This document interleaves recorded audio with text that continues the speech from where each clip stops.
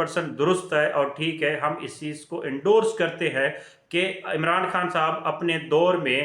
طاہر القادری صاحب کا جو کیس تھا ماڈل ٹاؤن والا، اس کو ٹیک اپ نہ کر سکے۔ ظاہر بات ہے، یہ ڈاکٹر طاہر القادری صاحب بھی جانتا ہے، ہم جیسے انڈیپینڈنٹ جو جرنلسٹ ہیں وہ بھی جانتے ہیں،